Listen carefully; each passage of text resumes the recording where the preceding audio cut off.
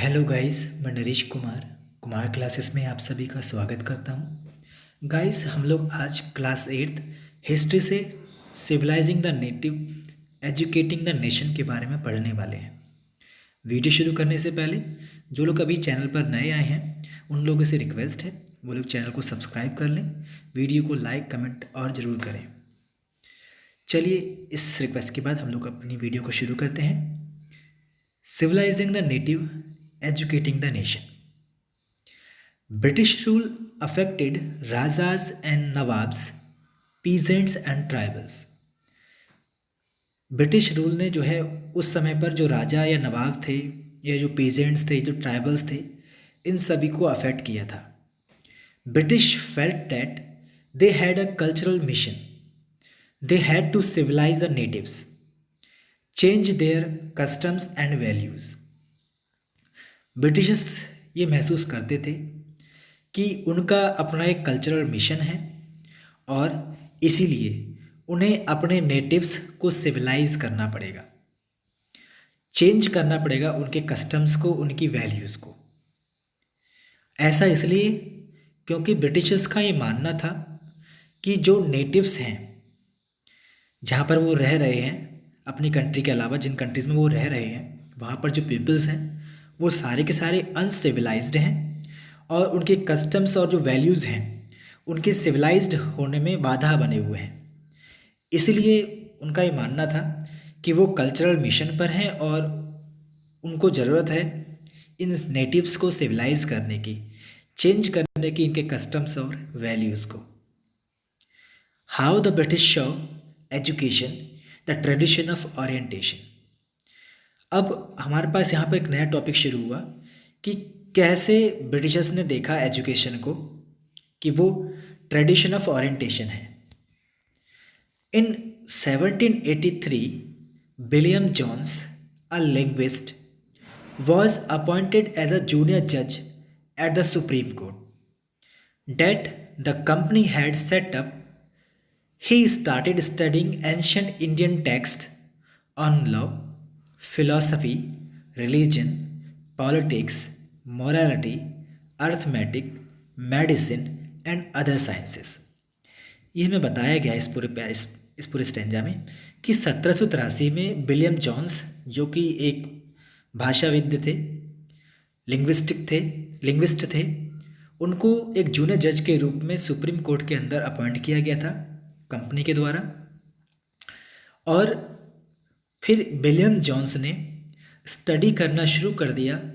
उस समय पर हमारी जो एंशिएंट इंडियन टेक्स्ट थी, लॉज के ऊपर, फिलॉसफी के ऊपर, religion, politics, morality, arithmetic, medicine और अदर साइंसेस, इस सब को विलियम जॉन्स ने जो है स्टडी करना शुरू कर दिया।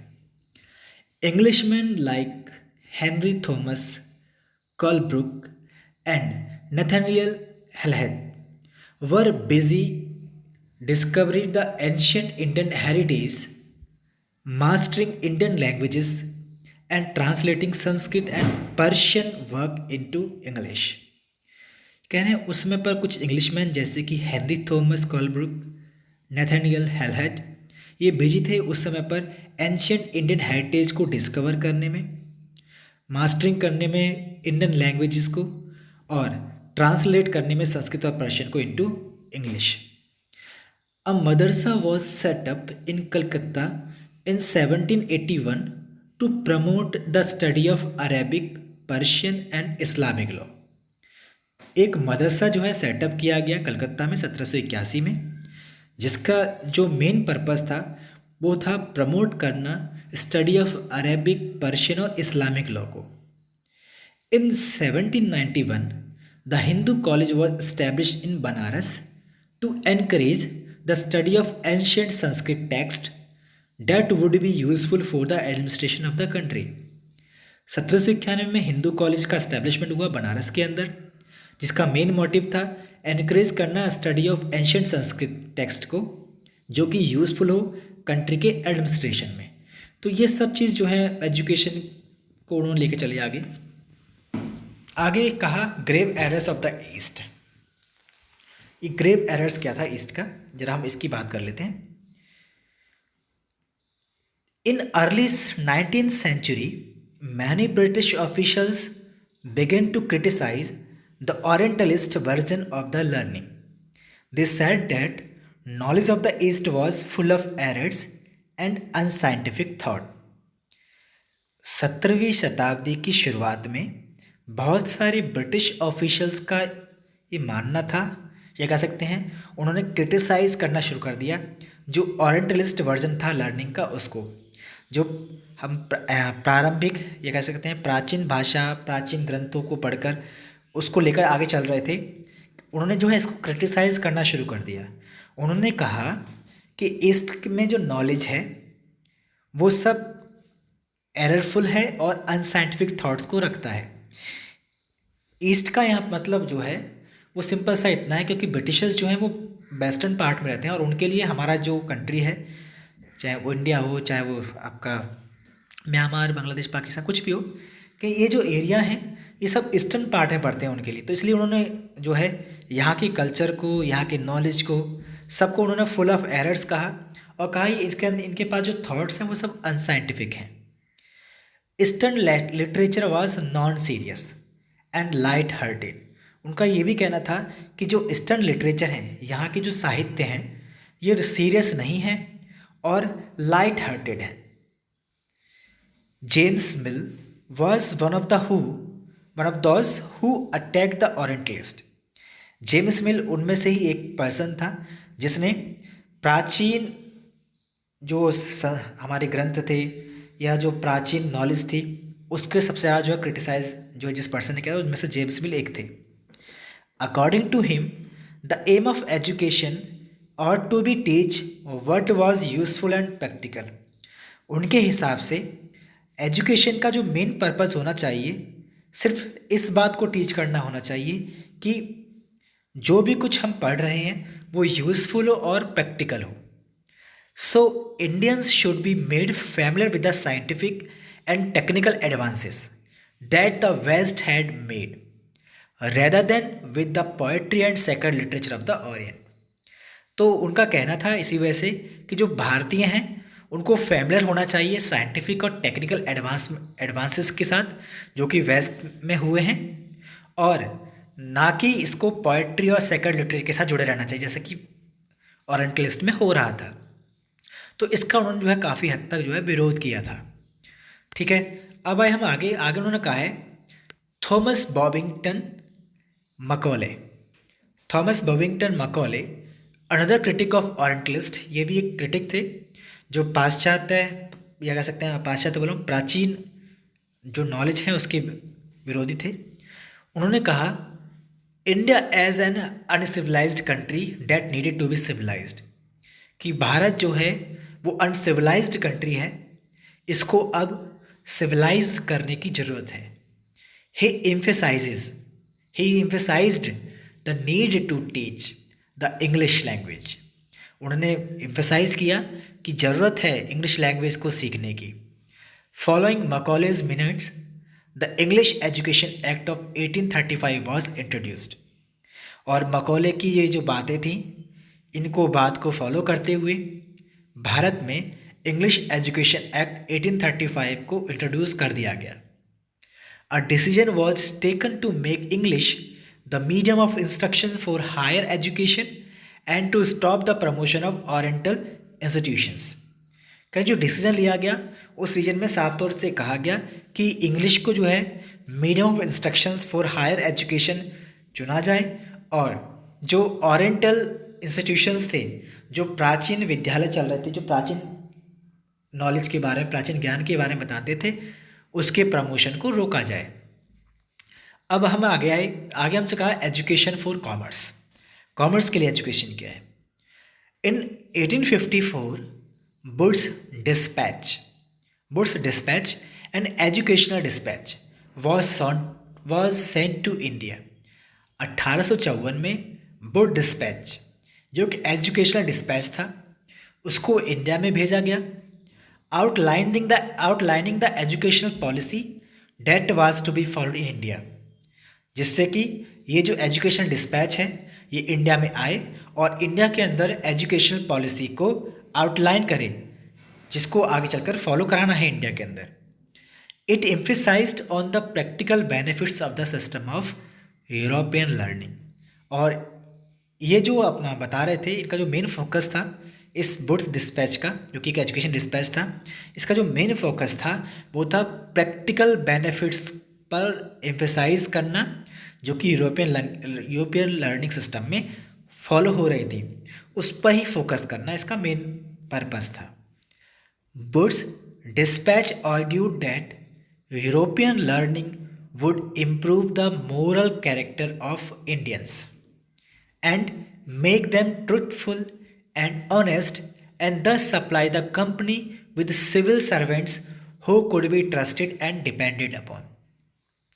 बुड्स डिस्पैच ने आर्ग्यू किया कि यूरोपियन लर्निंग जो है इम्प्रूव करेगी मोरल कैरेक्टर, इंडियंस के मोरल कैरेक्टर को, और ये उनको ज़्यादा ट्रुथफुल, ज़्यादा ऑनेस्ट बनाएगी, और इस वजह से हम जो है कंपनी को सिविल सर्वेंट्स के रूप में ज़्यादा से ज़्यादा पीपल्स को भेज सकेंगे, जिन पर कि हम ट्रस्ट कर सकेंगे, जिन पर हम डिपेंड रह सकेंगे।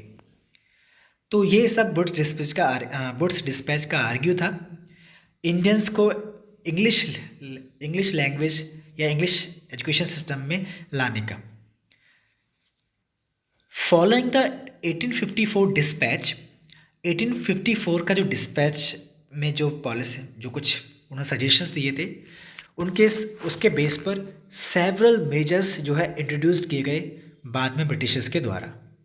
Steps were taken to established a system of university education, और उस समय पर कुछ स्टेप्स लिए गए थे इंडिया के अंदर यूनिवर्सिटी एजुकेशन सिस्टम को इस्टेब्लिश करने के लिए। Attempts were also made to bring about changes within the system of school education. इसके साथ साथ कुछ अटेम्प्ट जो हैं स्कूल एजुकेशन सिस्टम में चेंज करने के पर्पज से भी किए गए। अब आगे हम देखें कि हुआ क्या, what happened to the local schools. Local schools को क्या हुआ। In the 1830s, William Adam, a Scottish missionary, toured the districts of Bengal and Bihar and was given charge by the company। कह रहे 1830 में विलियम एडम, जो कि एक Scottish missionary थे, उन्होंने जो है बिहार और बंगाल के कुछ डिस्ट्रिक्ट का टूर किया, या वो वहाँ पर यात्रा पर गए, और कंपनी ने जो है उनको उस यात्रा का चार्ज दिया था, जिसमें कि वो रिपोर्ट दे सकें कि क्या प्रोग्रेस है एजुकेशन की इन vernacular schools.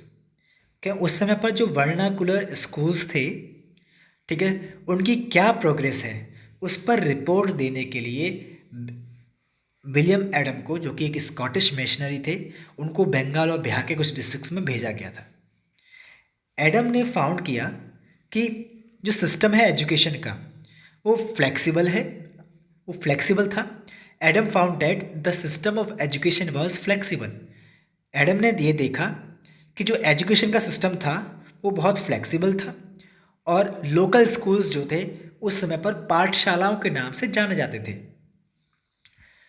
There were no fixed fee, no printed books, no separate school buildings, no benches और chairs, no blackboards, no system of separate classes, no roll call register, no annual examinations, no regular timetable etc।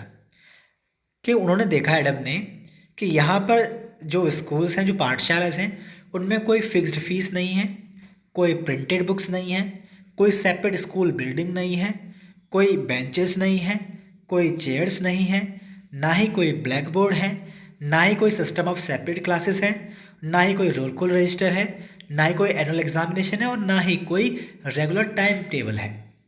फी जो है वो depend करती है income of the parents के ऊपर, और जो रिच हैं वो ज़्यादा पे करते हैं पुअर्स के मुकाबले। ये सब चीज़ें जो हैं उस समय पर एडम ने इंडिया में जो लोकल स्कूल्स थे, जिनको पाठशालाओं को नाम दिया गया था या कहा जाता था, उनमें ये सिस्टम, ये चीज़ें उन्होंने देखी थी। Classes were usually held under a banyan tree or in the corner of a village shop, in temple or at the guru's home।